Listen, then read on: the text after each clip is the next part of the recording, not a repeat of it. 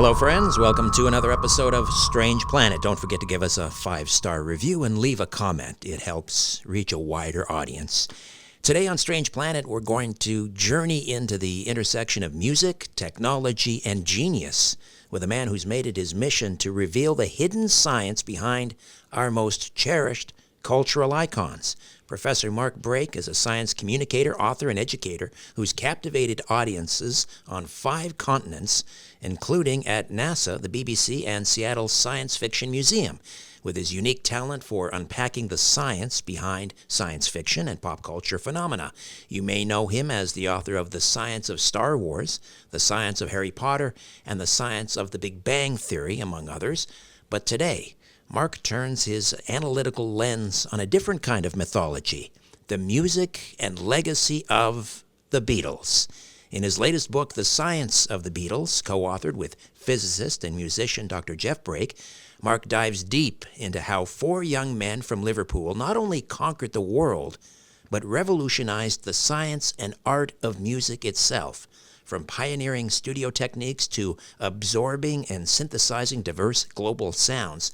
The Beatles were more than a band. They were a technological vanguard whose musical innovations helped shape the sonic landscape of the 20th century. How did they do it? What role did recording tech, music theory, and even physics play in creating this new musical language? And why, 2 centuries from now, might Lennon and McCartney be spoken of in the same breath as Bach and Beethoven? Professor Mark Brake is here to explain how the Beatles weren't just cultural icons, they were scientific pioneers in disguise. Mark, welcome to Strange Planet. How are you? Thank you, Richard. I'm very well. What an excellent intro that is. So let me ask you, what inspired you and your brother Jeff to write The Science of the Beatles? Well, you touched upon it. One thing was we were fascinated by this question when people look back in about 200 years' time at our culture and our civilization, assuming it survives, whose music of the current day, of the last 50 years or so, would have survived? Who would be the equivalent of Bach, Mozart, and Beethoven? And of course, we've both been Beatles fans. I've been Beatles fans for many decades. So we also wanted to pay tribute to who we regarded as the greatest architects in the writing, recording, and artistic presentation of popular music. As you said, the Beatles revolutionized many aspects of music and are often promoted as pioneers of 1960s music and culture, and the rest is history, as it were. They were the trailblazers. You know, when I listened to very early recordings of the Beatles, let's say just after the Cavern Club, or even what they were doing in the Cavern Club in 1962, let's say, or 61, primarily kind of a cover band, singing, My Bonnie Lives Over the Ocean. And then you just skip ahead five years to 1966 and a song like And Your Bird Can Sing. And I hear that, and I hear the harmonies and the bass line, and I think, my gosh, how, like the advancement in a short 5 years, it's almost like they're from a different planet. In 66, they were doing that. That's 60 years ago. I mean, what are your thoughts on that? Do you want to comment on that track in particular? I'd love to hear what you have to say. Well, absolutely. I mean, I think it's an excellent point. I think they didn't like repeating themselves. I think that they were the artists. I think a lot has to be said about George Martin as the 5th Beatle. Even though the Beatles, we can talk about this a little later, the Beatles weren't trained musically. No. So they had a creative spirit, which wasn't necessarily tied down by formal training. And I think that creativity met with the technical expertise of George Martin, who was classically trained as a pianist, classical pianist, and as an oboist. And he had an attitude. So he was already running Parlophone, which was a subdivision of EMI. And interestingly, when he was head of Parlophone, he was already making records which were famous in the UK. They were comedy records and novelty records. So there's a famous comedy show in the 1950s radio in Britain called The Goon Show, which is a forerunner of Monty Python. And it's not particularly well known, I don't think, that George Martin was the producer of those records. So he's used to, in a sense, if I might say it this way, goofing about. There's an interesting guy who makes videos on YouTube called Rick Beato. He's a record producer. And when he watched the Get Back documentary that Peter Jackson made, he said he couldn't get over how much the Beatles are goofing about. Almost all the time. It's part of their creative process that they goof around. But George Martin also went on to say, I think he said in the New York Times in 2003, that when he joined EMI, the criteria by which recordings were made at the time was a faithfulness to the original. And a little bit like modern art, when the camera was introduced, modern art started to think, well, it's pointless doing something which is photographic. We've got to start painting in a different way. And that was Martin's point of view. He thought that he had to paint as a record producer. It prompted him to experiment. So when the Beatles went to him and said, like John Lennon did on Tomorrow Never Knows, hello, George, I want the sound of 1,000 monks chanting on top of a mountain. Most people say, you've got to be joking, how the hell are we going to do that? But Martin's idea was, well, let's try it, let's see what we can do. And making comedy records and novelty records with the sound effects that are in those kind of records, of course, just adds to the sonic collage that was then introduced into the Beatle records. Let's talk about the title, The Science of the Beatles, and what you mean by science. I mean, are we talking about sound waves, studio technology, musical theory, or something deeper here?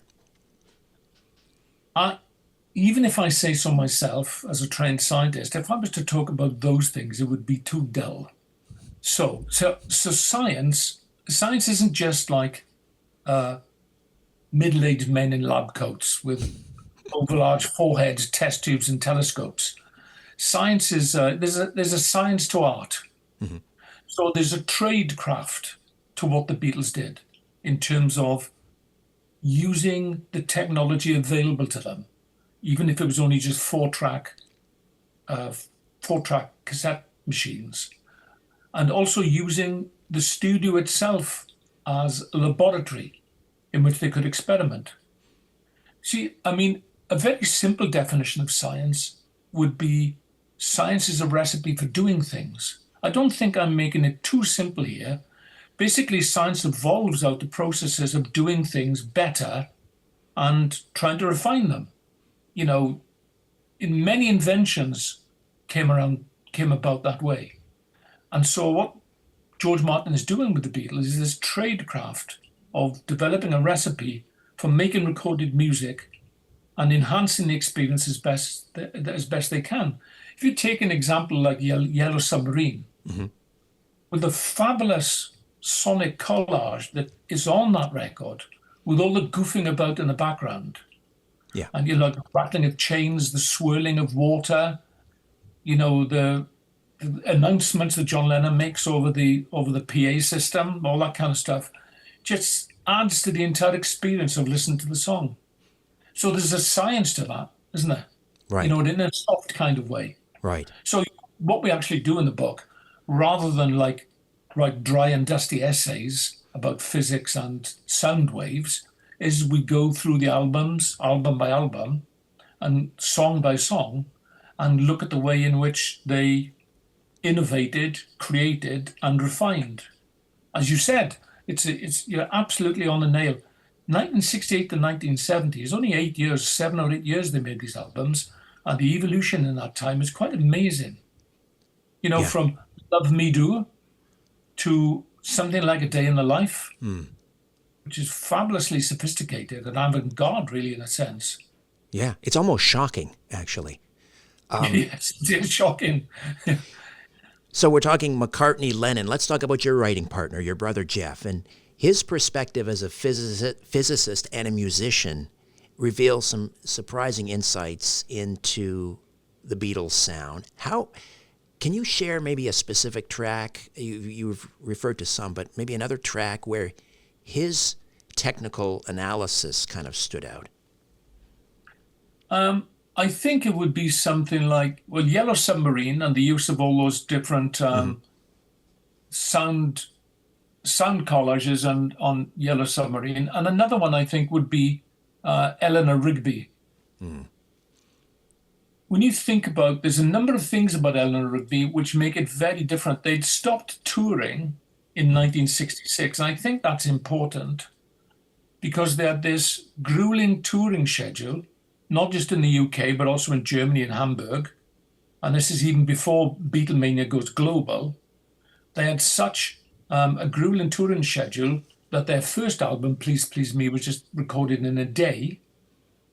When they stopped touring in 1966, they no longer had to compose and record songs which needed to be performed live. So that's when they became more ambitious. And under the guidance of George Martin, as I said, they turned Abbey Road into a kind of audio laboratory. A good example of that, I think, is Eleanor Rigby, which rather than Girl Meets Boy, etc., it's a song, quite a melancholic song about loneliness and death. And it's got that string quartet. I mean, I think they'd had some success with using a string quartet on Yesterday. And they went back. I think it's a very unusual song, Ellen Rigby, because just McCartney, none of the other Beatles, and just the string quartet. And that, I think maybe some of your listeners would have maybe guessed this, or maybe thought about it subliminally.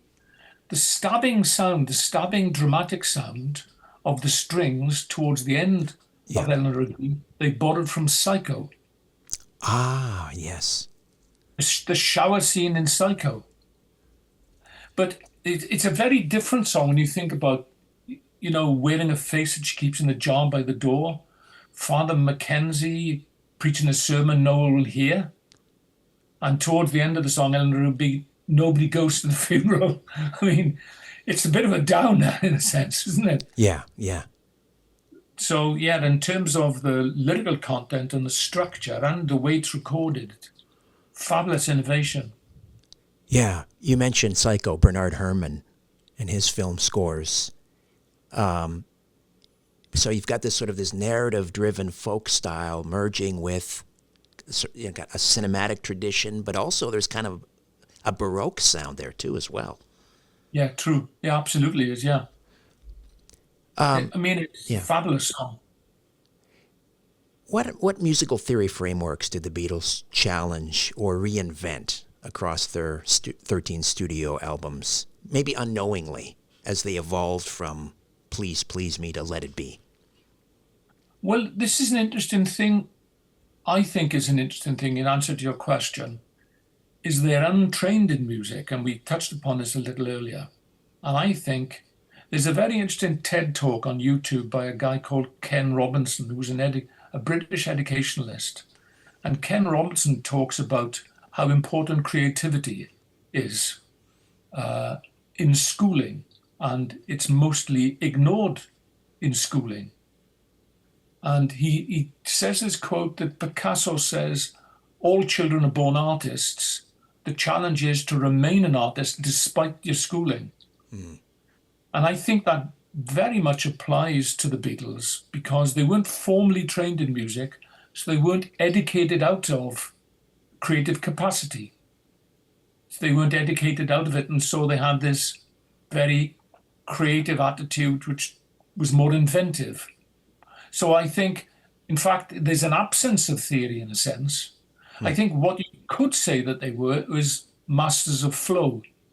This idea that, I think there's this quote that thought is the enemy of flow, that once you're in the zone and you can feel, the compositional creative process starting to flow as an artist, rather than take yourself out of that and be fussy about something, you kind of go with the flow because you're in it. An example was given about is A Day in the Life, that they were making different modules of Day in the Life. Day in the Life is a very avant-garde song, And then there's that weird middle eight when McCartney talks about being on a bus, dragging a comb across his head. Yes. And he had this little middle eight section, or middle section, that wasn't doing anything. And he suggested that Lennon just says, oh, that'll do.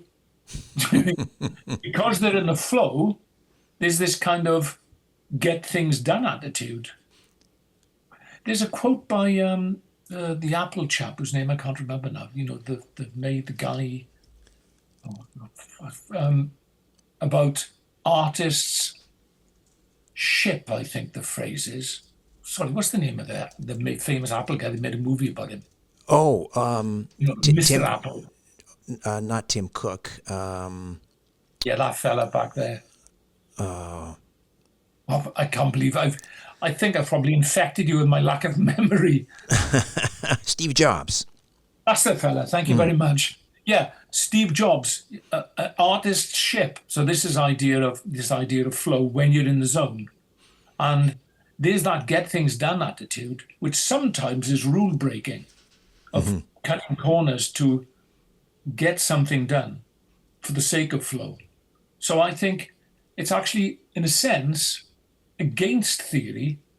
The entire existence of the Beatles and the story of the Beatles is against musical theory because they are untrained.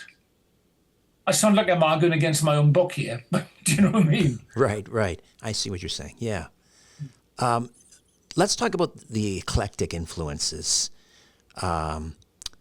They drew from so many diverse influences. We mentioned classical music, Indian ragas, rock and roll, of course, avant-garde experimentalism, even, sort of Second World War era. I'm thinking of a song like Honey Pie from the White Album, which has kind Absolutely, of a... Yeah. How did their openness to global sounds drive their musical evolution? I mean, I think you could say that the Beatles are a good example of what you might call remix culture. This idea, I think people think that remix has only been around since hip hop. Right. But I think you could easily argue that remix goes back at least to the Beatles and the Stones. Both the Beatles and the Stones made American music in a sense, more so the Stones. The Beatles put a far stronger British twist on it than the Stones did. I think the Stones were more purely American, if that makes sense. I think they were open to those things, was very dependent upon what they were going to do at a particular time. If you think of When I'm 64, that's kind of vaudeville. There's a music hall in Victorian and post-Victorian theatre in Britain. When I'm 64 sounds like it's from that era. McCartney in particular, coming from a very musical family, had all those influences in his growing up. So he was aware of them. I think another thing to bear in mind when you consider the Beatles taking American music, soul, R&B, blues, and even jazz, taking all those things and remixing them, I think it's worth bearing in mind David Bowie said a very interesting thing, I think, about British rock music. And he said, the British have always been good at music, but they're not a rock nation. I've seen, by the way, people like Lou Reed and Bob Dylan talking about the fact that the British shouldn't make rock music. They should in some senses be disallowed from doing it because it doesn't spring from their souls. Right. Rock music is American music, yeah? Right. But Bowie's point is, everything the British do in rock and roll, they do with a sense of irony and a sense of smugness. Interesting. They do it almost in a camp way. So if you think of the dance posing of Mick Jagger, where he pretends to be Tina Turner, or the outrageous comedy camp of early Elton John, and indeed the goofing about of the Beatles, who we talked about before, there's a playfulness to it. You know, the bangs and clangs of Captain Captain on Yellow Submarine. And at one point, McCartney was quoted in a magazine, in a British magazine, that they were starting to make comedy records. And he was referring to Drive My Car which kind of has a punchline. I've got no car and it's breaking my heart, but I got to drive, and that's a start. Norwegian Wood. I mean, Norwegian Wood is a bit of a dark song because he burns down the house at the end. Right, right. So there's that comedy goofing about stuff. Or another example would be Back in the USSR, which is it's a Mickey take of the Beach Boys. You know, California Girls. Well, and the Beatles are singing about Soviet girls. Of course, it's right. Soviet is the Soviet Union at the time. Russia was associated with coldness and bleakness. Mm-hmm. So they just thought taking a little bit of Chuck Berry and a little bit of Beach Boys, turning the thing on its head. So I think they always wanted to be fresh and they always wanted to be innovative and creative. So I think they looked at those other aspects of music to keep things fresh. George Harrison in particular was the most spiritual member of the band, with the Indian music, which is a very, very different sound, isn't it, to British music, to Western music. Oh, yeah, the introducing the sitar and tablas into, within you, without you. I mean, wow, where did that come from? It's quite brave, isn't it, to do that? Yeah. Sense. Especially in a major work like Sgt. Pepper. Yeah, yeah. I mean, this is probably a completely different show, but it would be interesting to explore what would have happened to American rock and roll had it not been for the British invasion, because you had sort of that Tex, after Buddy Holly, and you had guys like Bobby Fuller, the Bobby Fuller Four. But as soon as the Beatles landed, all that stuff just sounded so dated and almost, I don't know. I don't want to be unkind. Like, it's stale isn't the right word, but it didn't cut it anymore. I mean, that ended kind of. Yeah, I think a lot of commentators do believe that that first cycle of rock and roll from the early 50s to the early 60s was beginning to need a little bit of reinvention. I think that the Beatles helped do that. It's also interesting asking the question why they made such an impact when they did.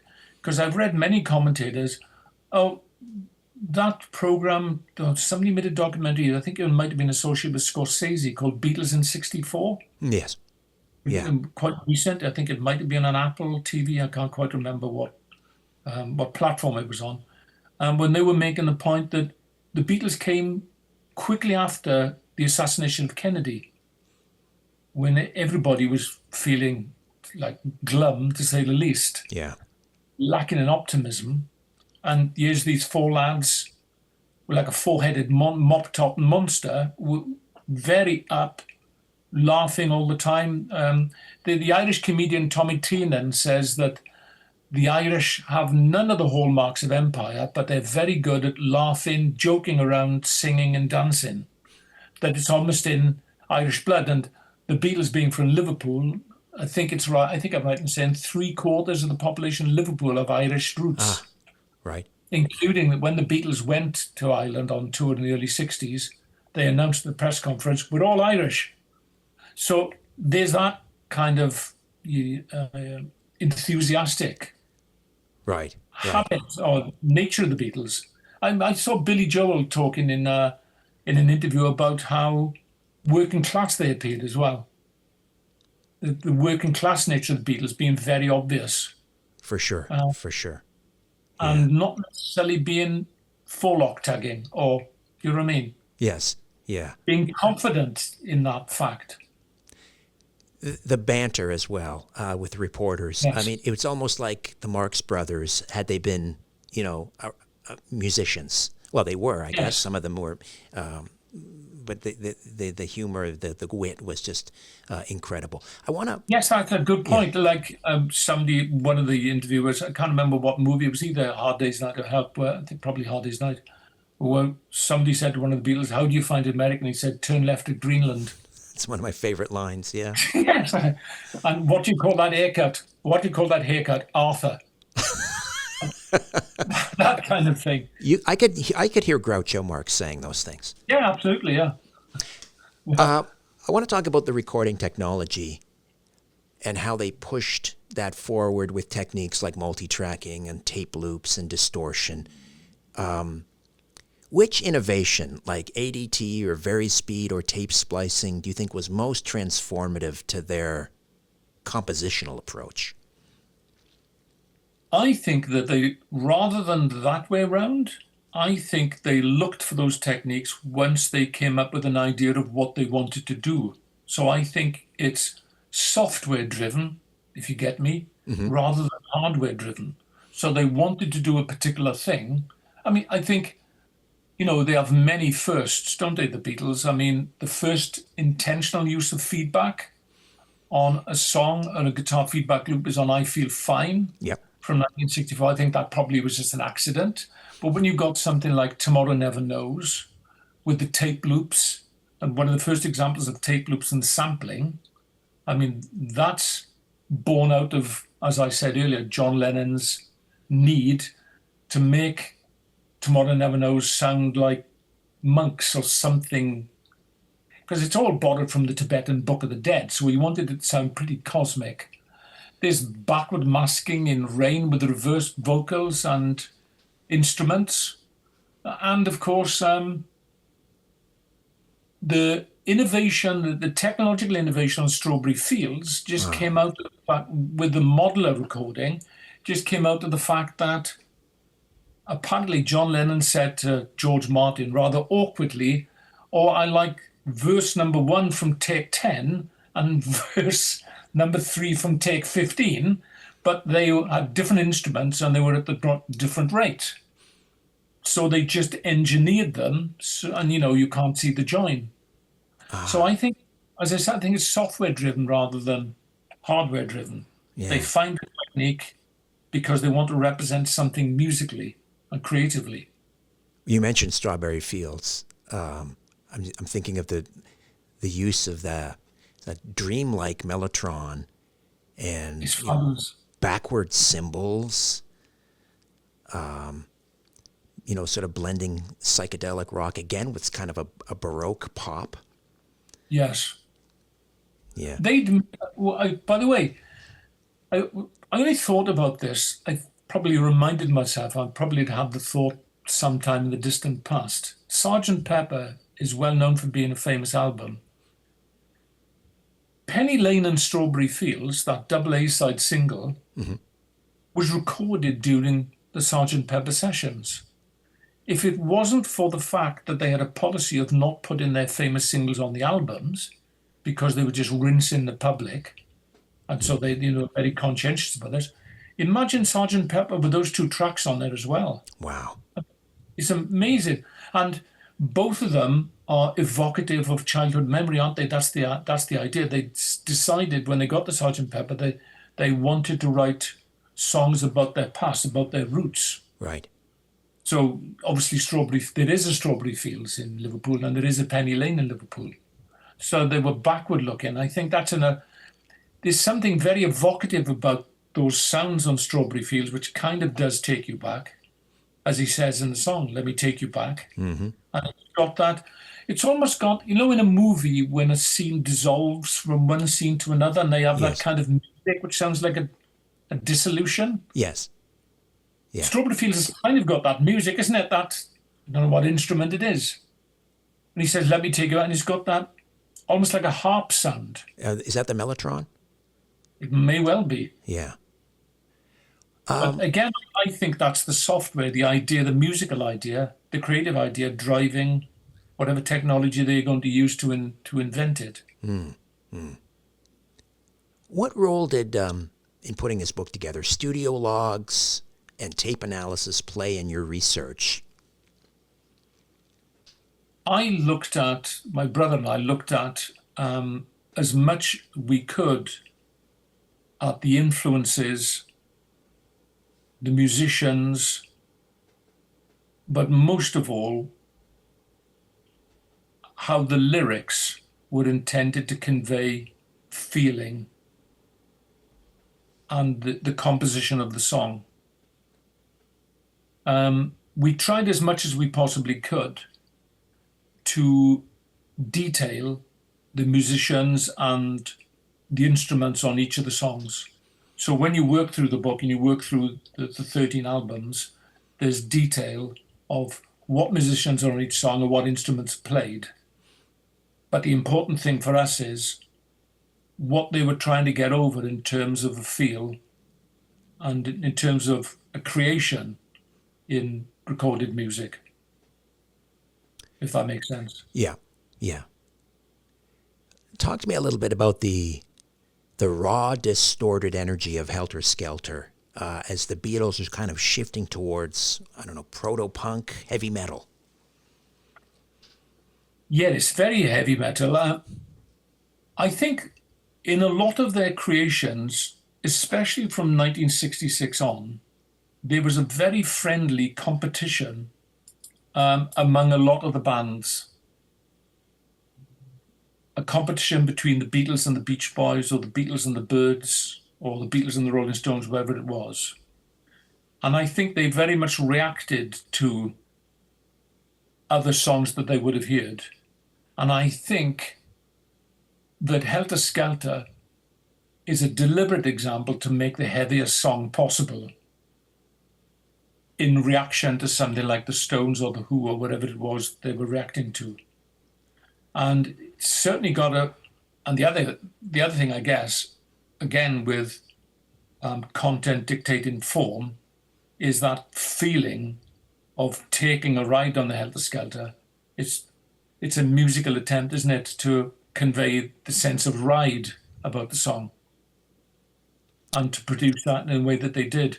By the way, the White Album, which George Martin wasn't particularly happy about because he felt they had enough songs to make one decent album, but they just went mad and made a double album, is now regarded as a bit of a postmodern classic. Because it's a kind of warts and all thing. Yeah. With that weird track, Revolution Number 9, which is just that sound collage that John Lennon made. Yeah. And a lot of tracks which may or may not have made the cut on some of their, their more disciplined albums, you might say. It's quite interesting. You mentioned George Martin.